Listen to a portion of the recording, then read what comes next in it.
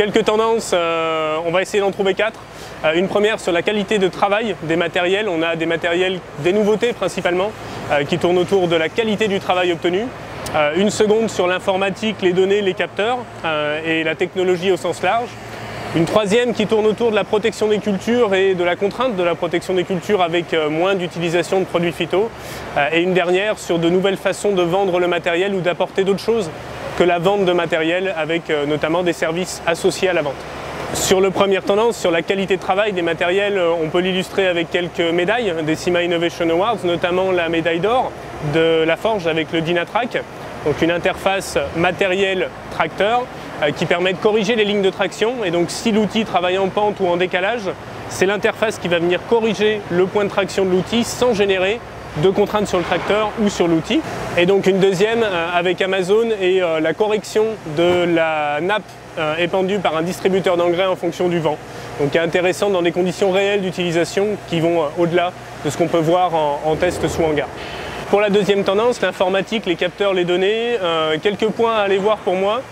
Chez John Deere, la télémétrie qui est poussée à son extrême jusqu'à la prédiction des pannes et la maintenance prédictive. Donc là, on n'est plus en train d'informer l'utilisateur qu'il a un problème et son concessionnaire, on est en train d'anticiper ce problème et de faire de la maintenance préventive pour éviter de bloquer un chantier. Une deuxième tendance avec 3 ou 4 médailles autour de capteurs du végétal, donc l'état de santé du végétal, la nutrition azotée. On voit de plus en plus de données couplées avec de la météo, de la nutrition azotée, parfois sur des drones, sur des machines beaucoup plus proches de la parcelle, le tracteur, voire même sur des satellites. Cette tendance de captation de données est vraiment nette sur le CIMA. Sur l'entrée phyto, quelques matériels nouveaux, notamment chez CASIH avec le Weed Control, qui est une intégration par CASIH de la solution proposée par Zasso, donc un désherbage électrique, haute fréquence et haute tension, et couplé à l'informatique que peut fournir CASIH, à savoir de la télémétrie et un Isobus classe 3, donc un pilotage automatique de la vitesse en fonction des conditions de travail de la machine. Une deuxième tendance sur cette protection des cultures et cette maîtrise des phytos, la technologie des pulvérisateurs. On voit se démocratiser les buses à impulsion, les buses PWM, donc avec des séquences d'ouverture et de fermeture de la buse extrêmement rapides pour maîtriser la qualité de pulvérisation et notamment la taille de gouttes. Et deux initiatives intéressantes avec des systèmes de reconnaissance des adventices. L'un chez Kuhn en partenariat avec Carbon Bee qui vient reconnaître des adventices au milieu des cultures et actionner la pulvérisation uniquement sur ces zones.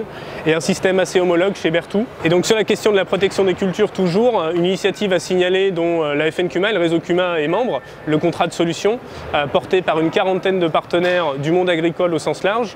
Et à l'occasion du CIMA, vous pourrez retrouver 3 visites destinées aux agriculteurs et aux conseillers, des visites thématiques le lundi, mardi et mercredi, et une conférence qui a lieu lundi matin à 10h30 sur le hall 5A dans la mezzanine sur l'apport justement de ce contrat de solution et de ces solutions liées à l'agroéquipement pour réduire l'utilisation et l'impact des phytosanitaires. On voit se développer d'autres formes de vente de matériel, parfois de la location ou du crédit bail. Et je pense qu'il y a un exemple assez intéressant chez Berthoud qui a poussé le concept à son maximum avec une location full service, donc le matériel, la pièce, l'entretien et même la formation, la mise en route du matériel et l'accompagnement de l'utilisateur à la maîtrise de son outil. Et donc on va se développer de nouveaux formats, notamment en lien avec les prix des matériels, qui permettent aussi de rendre plus accessibles certaines technologies ou certains matériels, et des constructeurs qui se remettent en question sur un format purement de vente par concessionnaire, sans service et de services délégués à leurs équipes locales via les concessions. Ça intéresse les CUMA, oui effectivement, parce qu'on est plutôt sur des profils de renouvellement assez rapides en CUMA, et donc là on va avoir une maîtrise complète du coût et un coût connu à l'avance, qui peut être intéressant quand on est en train de lancer une activité, une nouvelle, on veut créer un pulvérisateur en CUMA et on n'ose pas encore se lancer, ça peut être intéressant de louer sur 3 ans, en service tout compris, avec garantie et entretien. Pourquoi un stand Rayon X et pourquoi un stand bleu et noir? Donc là on est sur le stand de la FNCUMA, d'entraide et des solutions informatiques du réseau CUMA, MyCUMA, justement parce qu'on a une initiative d'entraide depuis plus de 2 ans sur les Rayons X, les coûts de détention des matériels agricoles issus de données réelles des CUMA, des comptabilités et traités par le service agroéquipement de la FNCUMA. Et donc on a la synergie de ce groupe FNCUMA, le média entraide et l'interface informatique avec MyCUMA pour proposer ce que personne personne ne peut proposer dans le monde agricole, un coût de détention complet et même un Argus des machines agricoles.